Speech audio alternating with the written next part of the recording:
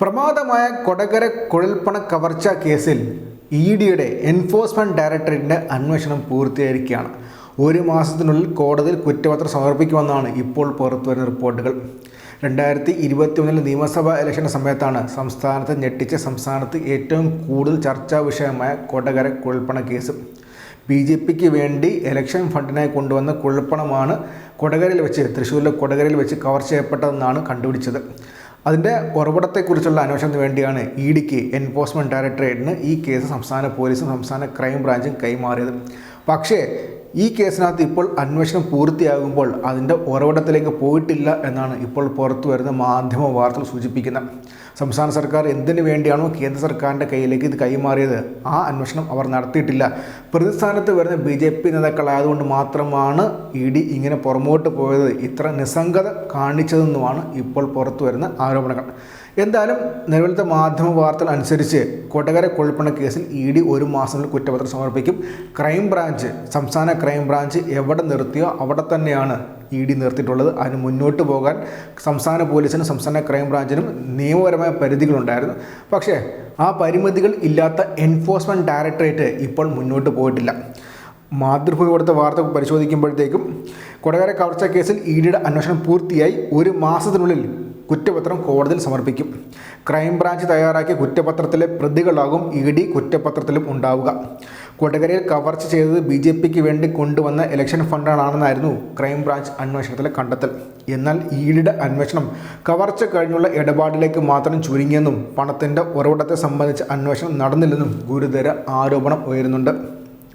കള്ളപ്പണ കവർച്ച കേസിൽ പണത്തിൻ്റെ ഉറവിടമാണ് കണ്ടെത്തേണ്ടത് എന്നാണ് സംസ്ഥാന പോലീസിൻ്റെ നിലപാട്.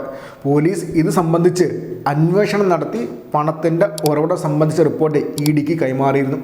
പണത്തിൻ്റെ ഉറവിടം കർണാടകയിലെ BJPയുടെ രാജ്യസഭാ അംഗമുള്ളവരടക്കമാണെന്ന റിപ്പോർട്ട് ക്രൈംബ്രാഞ്ച് സംഘം ഇഡിക്ക് കൈമാറിയിരുന്നു. എന്നാൽ ഇഡി ഇതിലേക്ക് അന്വേഷണം കൊണ്ടുപോയില്ല. കവർച്ചയ്ക്ക് ശേഷം ഈ പണം ആരിലേക്കെത്തി എന്ന അന്വേഷണം മാത്രമാണ് ഇഡി നടത്തിയത്.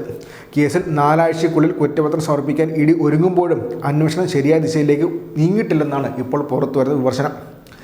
മാത്രമല്ല BJPയുടെ മുൻ ഓഫീസ് സെക്രട്ടറി ആയിരുന്ന സതീഷ് നടത്തിയ വെളിപ്പെടുത്തലിലൂടെയാണ് വീണ്ടും കൊടകര കള്ളപ്പണ കേസ് ഉയർന്നു വന്നത്. 2021 ഏപ്രിൽ 3 തൃശ്ശൂരിലെ കൊടകരയിൽ നടന്ന ഹൈവേ കവർച്ചയുമായി ബന്ധപ്പെട്ടാണ് കള്ളപ്പണ ഇടപാട് കേസ് പുറത്തു വരുന്നത്.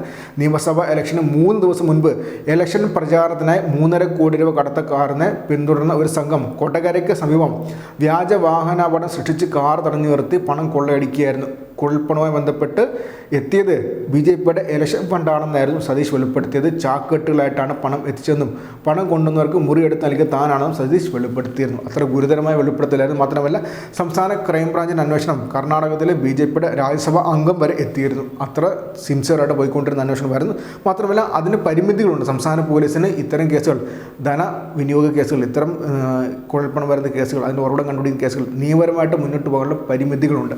ആ പരിമിതി ഇല്ലാതിരിക്കാൻ വേണ്ടിയാണ് എൻഫോഴ്സ്മെന്റ് ഡയറക്ടറേറ്റ് എന്ന സ്ഥാപനത്തെ കേന്ദ്ര സർക്കാർ സൃഷ്ടിച്ചത്. പക്ഷേ ഇപ്പോഴത്തെ ഇഡി പഴയ CBI പോലെ കൂട്ടിലടച്ച തത്തയാണ് എന്നുള്ളതിൻ്റെ ഏറ്റവും പുതിയ ഉദാഹരണമാണ് ഇപ്പോൾ വന്നിട്ടുള്ളത്. എന്തായാലും 4 ആഴ്ചക്കുള്ളിൽ കുറ്റപത്രം സമർപ്പിക്കും. ആ കുറ്റപത്രത്തിൽ പ്രതീക്ഷിക്കുന്ന പേരുകൾ ഇല്ല എങ്കിൽ ഇഡി വെറും കൂട്ടിലടച്ച തത്തയാണെന്ന് വീണ്ടും തെളിയിക്കാനുള്ള ഒരു ഉദാഹരണം മാത്രമായിട്ട് കൊടകര കേസ് മാറും. സംസ്ഥാന സർക്കാർ വ്യക്തമായി അന്വേഷിച്ച കേസ് കേന്ദ്ര സർക്കാർ ഇടപെട്ട് നശിപ്പിച്ചു എന്ന് വേണമെങ്കിലും പറയാം. അന്വേഷിച്ചു പോയായിരുന്നെങ്കിൽ BJPയുടെ സംസ്ഥാന അധ്യക്ഷൻ KS സുരേന്ദ്രൻ വരെ കേസിൽ പ്രതികളാകാനുള്ള സാധ്യത ഉണ്ടെന്നായിരുന്നു പുറത്തു വരുന്ന റിപ്പോർട്ടുകൾ. പക്ഷേ ഇപ്പോൾ നിലവിലത്തെ സാഹചര്യത്തിൽ ആ കവർച്ച കേസും കവർച്ചയ്ക്ക് ശേഷം ആ പണം എന്ത് ചെയ്തു എന്നുള്ളതുമാണ് ഇപ്പോൾ ഇഡി അന്വേഷിച്ചിട്ടുള്ളത്. പണം എവിടുന്ന് വന്നു എന്നുള്ള കാര്യം ഇഡി അന്വേഷിച്ചിട്ടില്ല. അത് ഗുരുതരമായ ലംഘനമാണെന്നാണ് ഇപ്പോൾ പുറത്തു വരുന്ന റിപ്പോർട്ടുകൾ.